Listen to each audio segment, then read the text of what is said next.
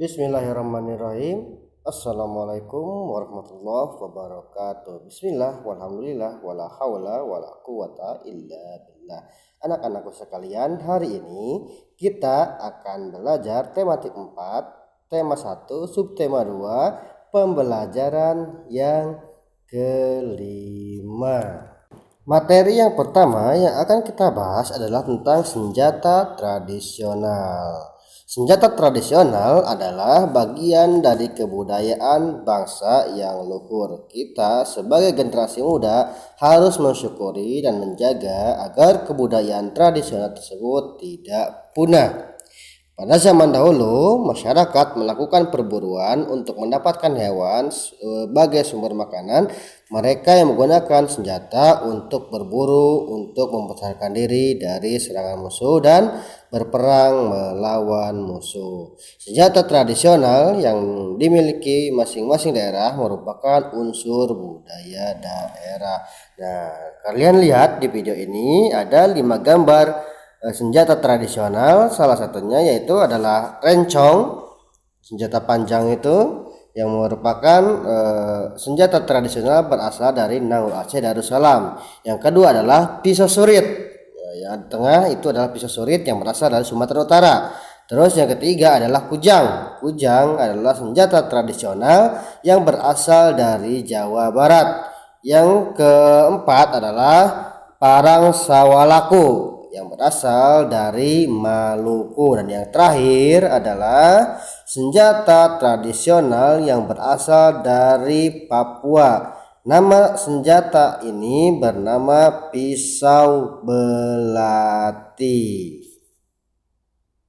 Nah, itu adalah merupakan 5 contoh senjata tradisional yang berasal dari 5 daerah. Dari Nangro Aceh, dari Sumatera Utara, Jawa Barat, Maluku, dan Papua. Mungkin nanti kalian bisa mencari senjata tradisional dari daerah-daerah lain yang kalian ketahui. Selanjutnya, selain juga senjata daerah, kita juga memiliki gerakan atau tari-tari daerah. Ya, kita akan mengenal gerakan tari daerah. Nah, yang ada di gambar ini adalah merupakan gerakan tari baris tunggal atau gambar dari tari baris tunggal. Tari baris tunggal gerakannya menggambarkan tentang kepahlawanan. Tari ini dibawakan oleh penari pria yang mengenakan busana berlapis-lapis dengan tutup kepala berbentuk kerucut, berhiaskan manik-manik yang terbuat dari kerang laut. Tari baris tunggal biasanya diiringi oleh gamelan gong. Gerakan terputus-putus dipadukan dengan hentakan-hentakan kaki disertai pandangan mata tajam mendominasi tari ini. Jadi tari baris tunggal ini merupakan tarian yang menggambarkan kepahlawanan, dan gerakan tari ini dibawakan oleh penari pria dan menggunakan kostum atau mungkin menggunakan busana yang berlapis-lapis. Nah, itu adalah merupakan ciri atau gerakan-gerakan dari tari baris tunggal. Yang kedua adalah tari gandrang bulo. Gandrang bulo merupakan tarian yang cukup terkenal dari Sulawesi Selatan. Tarian ini dibawakan terutama oleh anak laki-laki. Gerak tarinya bebas dan selalu dibawakan dengan riang gembira penuh gelak tawa.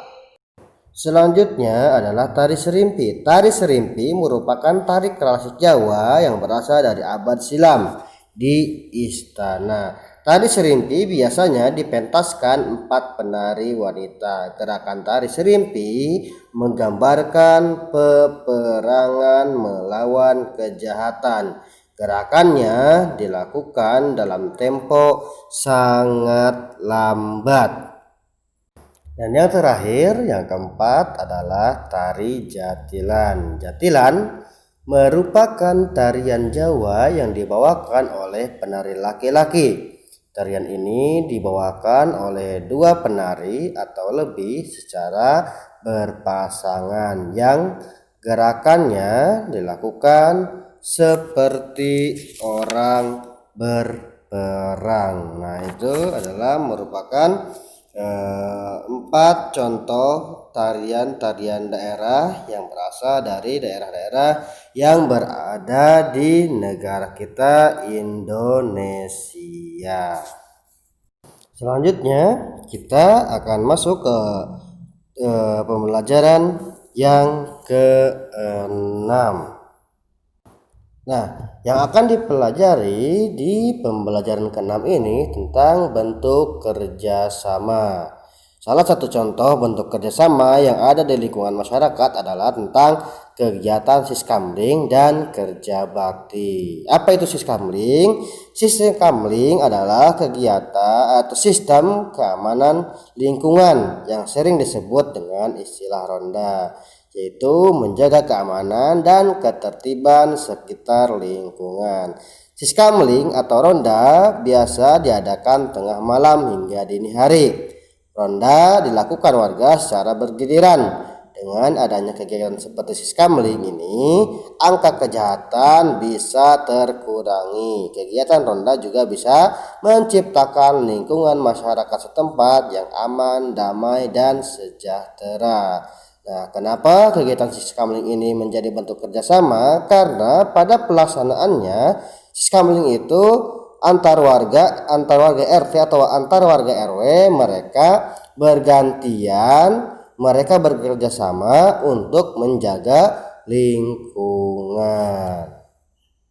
Nah, selain siskamling ada juga kerja bakti. Kebersihan adalah pangkal kesehatan. Lingkungan yang bersih pasti indah dilihat. Selain itu pasti juga sehat. Lingkungan kotor merupakan sarang penyakit karena banyak sampah dan banyak lalat di lingkungan kotor pasti tidak nyaman.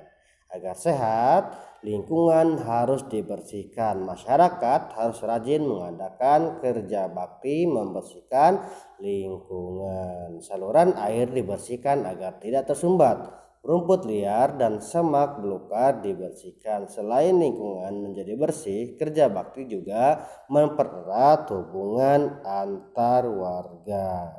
Nah, jadi itulah dua contoh kegiatan yang ada atau kegiatan yang merupakan bentuk dari kerjasama di lingkungan masyarakat. Dari kerjasama itu banyak manfaat-manfaat yang akan dirasakan oleh kita. Adapun manfaat dari kerjasama antara lain adalah pekerjaan menjadi cepat selesai. Coba hitung berapa lama waktu mengerjakan soal latihan di buku pelajaran. Bandingkan jika dikerjakan sendiri dan jika dikerjakan bersama kelompok belajarmu. Jika anggota kelompok belajarmu ada 5, setiap anak dapat mengerjakan 2 soal. Dengan demikian, pekerjaan kalian pun akan lebih cepat selesai. Begitu pula untuk kerjasama dalam bentuk yang lain. Misalnya, ibu menyuruh kamu menyapu halaman. Kamu bisa bekerja sama dengan saudaramu dalam mengerjakannya. Kamu menyapu halaman dan saudaramu mengumpulkan sampahnya. Nah, halaman akan lebih cepat bersih. Selanjutnya, yang kedua, pekerjaan menjadi lebih ringan. Pekerjaan akan terasa berat jika dilakukan sendiri. Namun jika dilakukan bersama akan terasa ringan. Misalnya, memindahkan meja sendirian, meja akan terasa sangat berat. Jika kita bekerja sama memindahkan meja, maka meja akan terasa ringan dan mudah dipindahkan. Selain itu, kita dapat menghemat tenaga dan waktu. Begitu pula dengan pekerjaan-pekerjaan berat lainnya. Adapun manfaatnya ketiga adalah mempererat hubungan baik dengan orang lain. Jika sering bekerja sama dengan orang lain akan mempererat hubungan baik. Kita akan semakin akrab dengan banyak orang sehingga hubungan yang terjalin bertambah erat dan menjadi seperti seperti saudara. Dan yang keempat, manfaat dari kerjasama adalah terciptanya lingkungan yang aman dan sehat. Jika seluruh warga senang bekerja sama, akan tercipta lingkungan yang aman dan sehat. Warga akan berusaha menjaga kebersihan, keamanan, dan ketertiban lingkungan. Cara menjaga keamanan bersama dengan ronda bersama. Cara menjaga kebersihan lingkungan dengan cara kerja bakti membersihkan lingkungan. Nah, itu adalah 4 manfaat yang akan kita rasakan dari kerjasama. Maka belajarlah kalian semenjak dini atau dari sekarang untuk selalu bekerja sama, baik di lingkungan sekolah, di rumah, ataupun di lingkungan masyarakat, karena itu sangat bermanfaat untuk diri kita dan diri kalian.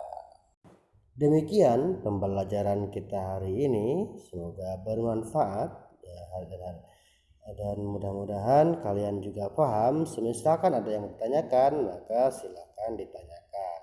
Atas kekurangannya saya secara pribadi memohon maaf. Wabillahi taufiq wal hidayah. Wassalamualaikum warahmatullahi wabarakatuh.